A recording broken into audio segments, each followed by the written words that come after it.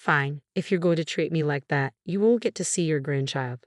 The son, who had been constantly asking his parents for money, grinned smugly. Hate to disappoint you, but I'm better off than my sister. I have a steady job, and I don't need mom's help anymore. If you want to cut ties, go ahead. We won't let you see our kid when we have one. Stay out of our lives and don't expect us to help with your retirement costs because we won't give you a cent. With that, the two left. In the end, just as my daughter predicted, all they wanted was to take advantage of me and live a rich life. They even used my desire to see my grandchild to manipulate me. I won't let them control me anymore. My name is Mary, and I'm turning 54 this year. After having 2 kids, I divorced their father and managed to get by on the child support he provided. Luckily, I could return to my old job, which helped me cover expenses and save a little. I tried to make up for their father's absence, but I might have been too naive.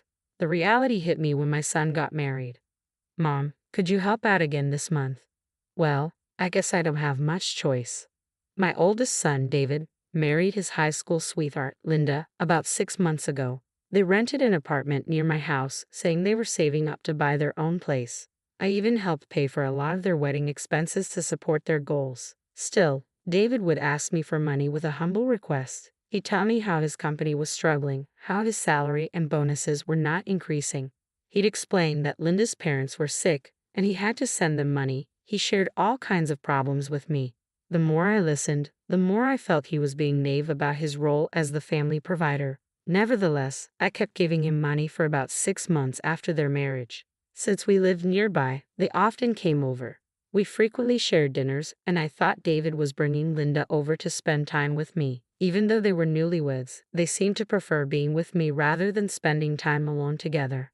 I even hinted at this once, but Linda just said, "Your cooking is so good, Mary, I could eat it every day." Although I was flattered, Linda never showed any interest in learning my recipes or helping me cook. The years went by like this until my daughter, Trisha, started applying to colleges. At that critical time, I asked David and Linda to visit less often, but they still kept asking for money. Once the college applications were done, they went back to their frequent visits. Around that time, Trisha and Linda began to have disagreements. "Mary, your financial help has really saved us. The economy is so tough, and David's company isn't doing well. But that bag you're carrying, Linda, it's designer, isn't it? You seem to be doing pretty well for yourself." "Come on, Trisha, this isn't that expensive. Besides, you always butter up Mom for money. And Linda, don't you ever think of getting a part-time job or something?" "Trisha, that's rude." "Who's being rude here? Don't you feel ashamed relying on your parents for money?" "Well, I do feel sorry for Linda because I'm not earning enough." "No, not to Linda, to Mom." "It's all right, Trisha. Let's stop this. We're all going through a tough time. Let's be understanding." It wasn't the first or second time Mary had to intervene between her children like this during meals. She understood Trisha's complaints but believed they needed to endure a bit longer. Mary trusted they would soon say they could stand on their own feet and wouldn't need more financial support. Above all, she didn't want to burden her children with money issues, especially without a father figure around. These thoughts ran through Mary's head as she finished dinner and began cleaning up. As Mary heard Linda speak up, she turned around with a smile, thinking the moment she anticipated had arrived. However, Linda's words caught her off guard. Excuse me." Mary paused, her smile freezing as she waited for Linda to continue. "Thank you so much for your support, Mom. It's really a big help." "It's okay. I'm sorry Trisha can be a bit difficult." "Don't worry about it, but I have a favor to ask." "What is it?" "Recently, I've been thinking about having a child, but I'm not confident about our finances." "What?" "Well, it's hard to have a baby when you're older, isn't it?" "Well, I suppose it can be challenging. So, I was wondering if you could increase the amount of support money a little more." Mary was shocked. David and Linda weren't satisfied with standing on their own feet. They were actually planning to have a child in their unstable financial situation. How could they think about having a child when things were so uncertain? Mary tried to gently suggest it was risky, but Linda seemed annoyed and pushed back. "Don't you want to see your grandchild?" "It's not that I don't want to. I'm an only child, and I really want my parents to meet their grandchild soon. But having a child will make things even tougher, don't you think? I'll get a job too. We'll figure it out. David assures me we can handle it." Despite Mary's concerns, Linda insisted they would manage fine and there was nothing to worry about. Reluctantly, Mary agreed to increase their monthly allowance from $1,000 to $1,200. When she shared this with Trisha, her daughter was upset, saying, "Mom, they're taking advantage of you." But Mary still hoped for the day when her children would be independent. A few years after I increased their allowance, David came to our house alone. He knew I was off from work that day and seemed anxious to talk. "Is Trisha here?" "I think she's studying in her room." "Why, do you need something?" "No, it's okay. I just have something to ask of you, Mom." "I hope it's not bad news." "Well, I was wondering if you could increase the allowance a little more." I had expected it from David's demeanor, but I was deeply disappointed that both he and Linda continued to ask for money without any remorse. I let out a heavy sigh and finally, in a stern voice, confronted David. "Enough is enough. How long do you plan on relying on your parents?" No, you're misunderstanding. Linda has been getting tests done at the hospital." "Is Linda sick?" "No, not like that. She's been getting tests done for childbirth, and it's turning out to be more expensive than we thought. We're short on cash. That's why I warned you about the risks of having a child without proper planning. What will you do if something unexpected happens? If the child needs medical care or if one of you falls ill, begging me for money isn't a solution." "Don't be so upset. I didn't expect the tests to cost this much." "Isn't that strange?" I turned around at the sudden interruption to see Trisha, who had apparently been in the living room. David looked irritated, trying to hush her, but Trisha cut him off and approached. "What kind of tests are you talking about for childbirth? Wouldn't a pregnancy test be enough to know if she's pregnant?" "I'm not sure. Linda went to the hospital alone. All I know is we're short on money." "Why did you let Linda go alone for something so serious? Usually, couples go together to see the doctor, right? David, you're off today, aren't you?" "Don't interfere. You're just a kid who doesn't understand pregnancy." "You're the one who doesn't understand, David." There was some arguing, but David couldn't counter Trisha's points and reluctantly left. While I thought Trisha had a valid argument, I asked her, shouldn't we give them some leeway, considering their situation? She sighed at me. "Mom, really? What do you mean? They're just after money. Their excuses are probably not true." "Why would you say that?" Unable to hold back, Trisha went to her room and returned with her smartphone. She showed me several pictures. It was Linda's expensive bag. Linda claimed it's a cheap one, but I think it's real. She mocked my bag, calling it pathetic, and laughed. "This bag costs $1,200, the same as the monthly allowance." "Yeah, and it's a high-end brand. No matter how cheap she says it is, she had a different expensive bag each time she visited. I think she's just using the allowance for these things." "You might be right. Linda had so many different bags. She was laughing at you behind your back, thinking you didn't notice." Then Trisha showed me a recording. It was a conversation between Linda and Trisha, recorded when I was at work and Linda had come over. "Trisha, I know you don't care about money and only carry cheap bags, right? Could you ask your mom to increase the money she sends me? You did something like this before and got money from mom, didn't you? An extra $200 isn't enough. How about $1,200? She thinks she's supporting her son in his dreams with just $1,200. She should give us more, especially if she wants to see her grandchild." How bold. Don't you think it's better for young people to spend money rather than older people hoarding it? "Hey, Mom, are you still going to keep sending them money after they said all this?"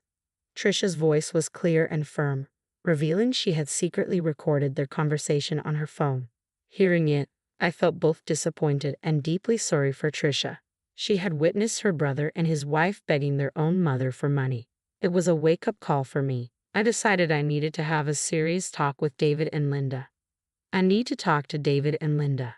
"I'm glad. If you're going to do that, I'll support you however I can." "Thank you." The next day, I invited them over to my house. Linda arrived with one of her expensive bags, looking pleased. Trisha and I sat down with them in the living room. "I'm going to stop sending you money." "What? What are you talking about? We can't handle this kind of surprise." "That's right, Mom. My medical expenses are adding up and it's causing me a lot of trouble.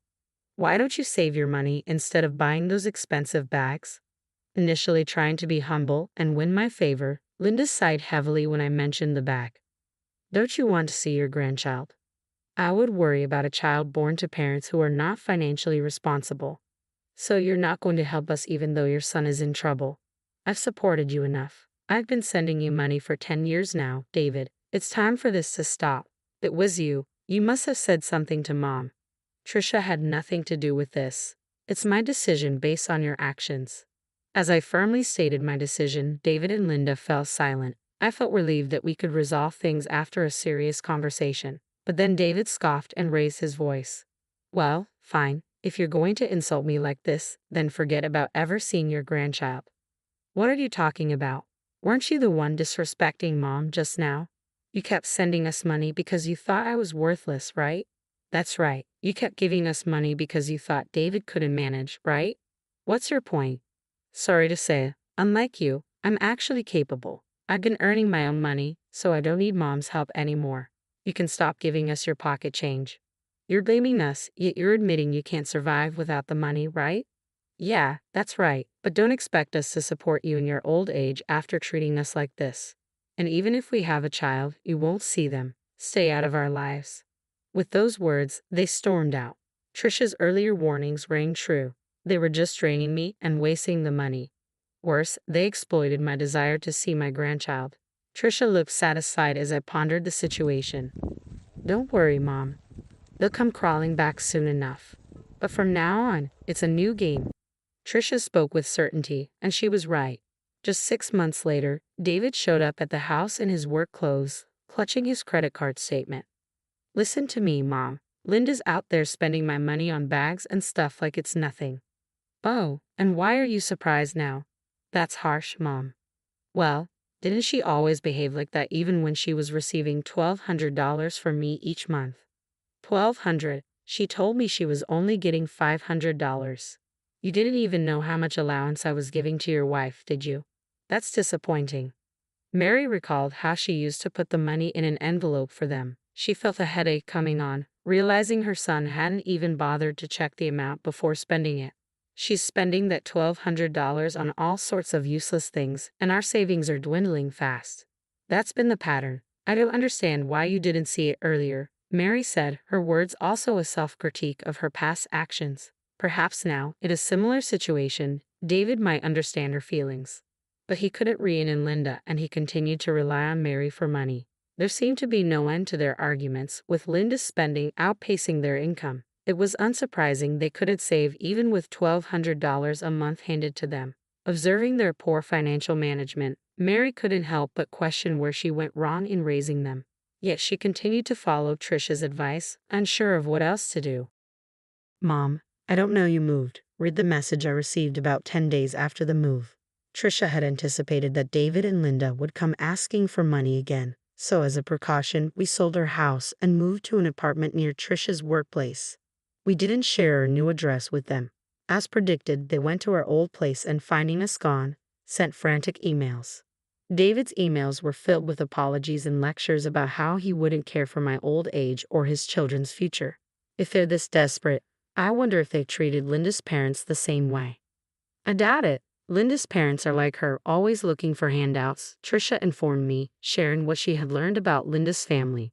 It became clear that from the $1,200 I used to give them, Linda had been passing on money to her parents. It explained how they managed such high expenses each month, and now, with their disposable income gone, it seemed David and Linda were feeling financial pressure from Linda's parents. I was speechless at how my son and daughter-in-law continued to rely on others. After seeing the emails, Trisha simply said, "I told you so," and blocked them. I felt no sympathy or pity for David and Linda, even if they apologized. They were proud of their education and qualifications, so they should work hard together. Absolutely, Trisha. Enough trouble with David. I've helped him out, even dipping into my savings while working, but I've done enough. From now on until you find a good partner, we'll support each